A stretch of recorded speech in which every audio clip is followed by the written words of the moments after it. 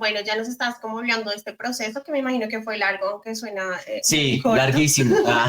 Porque en realidad uno lo escucha y uno dice, no, pues es mediodía. Pero en realidad pues sabemos que fue mucho tiempo. ¿Cómo viviste los primeros días en el hospital?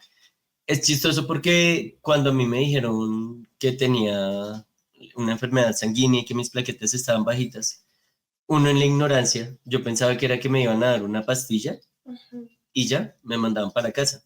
Eso pasó el 3 de diciembre, yo cumplo el 6 de diciembre. Yo tenía una fiesta programada y pensé que con la transfusión de plaquetas también como que me transfundían plaquetas y ya yo me sanaba y de pronto quedaba con algún medicamento. No fue así.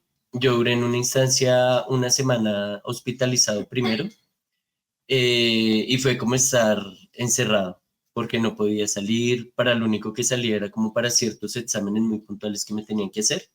Después me trasladaron a otro hospital. Ahí duré 3 meses hospitalizado, no podía salir.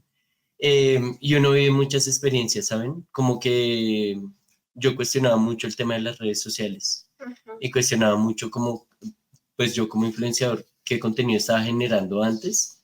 Y cuando uno pasa por estas cosas, uno empieza a ser más consciente de qué contenido está generando y consumiendo.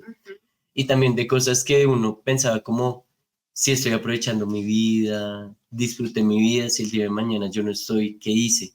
¿Estoy haciendo lo que a mí me gusta realmente o estoy haciendo las cosas que de pronto los demás quisieran que yo haga?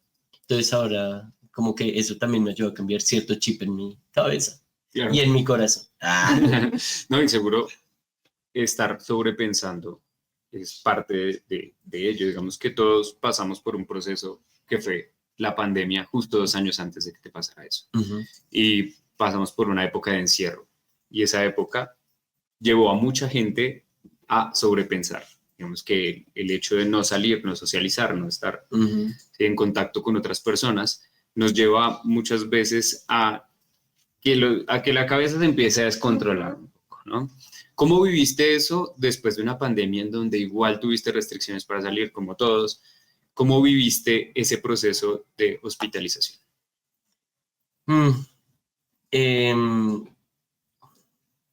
Fue un poquito duro, la verdad. En especial porque, digamos, a diferencia de la pandemia, en pandemia pues uno se podía mover, uno si quería podía hacer ejercicio, podía hacer flexiones abdominales, cansarse, dormir, pararse, correr, comer. En la hospitalización es completamente distinto porque primero, físicamente yo ya no estaba como en forma para estar haciendo cosas que hubiera querido hacer como ejercicio, por ejemplo. Por otra parte, el tema de la comida siento que fue lo que a mí más duro me dio. Claro. En las hospitalizaciones pues se cuidan mucho de lo que uno consume como paciente y eso a mí me estaba deprimiendo. Realmente yo tuve una depresión, ni siquiera fue tanto por el encierro, sino que fue por la comida. Es que la comida todos los días era zanahoria, habichuela y zucchini, todos los días. Entonces uno se cansa, claro, este cuerpo se cansa. Claro. Quiero mi hamburguesita. Sí, no, y a veces nos daban hamburguesas, pero ustedes no claro, no. Entonces, eso sí me llevó a un tema de depresión feo. Y dejé de comer por 4 días. Comía muy poquito, como que me mantenían vivo, era punta de suero. A eso pegado que había salido de las quimios, y las quimios hacían que la comida me supiera peor aún. Entonces, siento que eso fue lo que más duro me pegó estando tanto tiempo encerrado. Claro, Otto, además hay un tema y es lo que tú acabas de decir, la diferenciación que hay entre la época de pandemia y la época en que estás hospitalizado. Hay una parte específica en ti y es estoy enfermo, ¿cierto?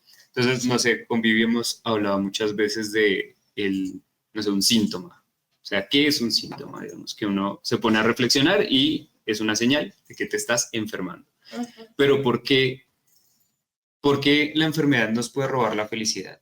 Porque lo que tú nos estabas contando, como cuando yo estaba en pandemia, hacía flexiones, me movía, comía, hacía lo que... Y en el momento en que ya me siento enfermo, a pesar de que estoy en una situación similar, la restricción me empieza a quitar un poquito la felicidad. Entonces, ¿para ti qué es estar enfermo? ¿Qué significó para ti ese concepto? Es que miren que yo tengo una forma de pensar toda rara. Ajá. Desde que a mí me dan el diagnóstico de la aplasia, como que yo decía, estas son cosas que, como desde el lado espiritual, como algo voy a tener que aprender de esto. Y yo decía, bueno, Dios, si tú me pusiste esto es porque algo tengo que aprender y voy a sacarlo adelante, voy a meterle la mejor energía. Siento que para mí la enfermedad vino fue a enseñarme cosas. Como que después de mi proceso descubrí que me encanta pintar. Fui un poquito más consciente y más empático con ciertas cosas y ciertas actitudes de la gente. Como que una vez se juzga a la gente que está brava por la calle, uno piensa que está brava porque sí, pero uno no sabe el trasfondo, si es que de pronto tiene un familiar enfermo, sí, o sea, hay muchas cosas que pueden pasar. Aprendí a ser un poquito más empático gracias a la enfermedad. Lo que habla de mi familia, yo antes con mi papá no era tan cercano, como que teníamos buena relación, pero no éramos tan unidos como con mi mamá. Después de la hospitalización con mi papá, o sea, creamos un lazo muy fuerte.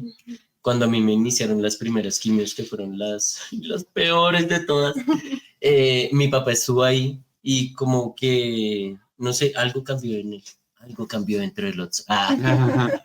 Pero sí, en serio, siento que algo cambió ahí en él. ese vínculo. Sí, exacto, Claro. y se mejoró muchísimo porque yo no podía recibir visitas de cualquier persona por el tema de que estaba inmunosuprimido, es decir, que mi cuerpo no tenía defensas. Entonces, cuando me visitaba, solo me visitaba mi mamá y mi papá. Y las visitas de mi papá era sí o sí estar con mi papá en un cuarto. Entonces ahí ya empezamos como a hablar más, encontramos cosas que nos gustaban en común, exacto. Y como que fortalecimos ese vínculo.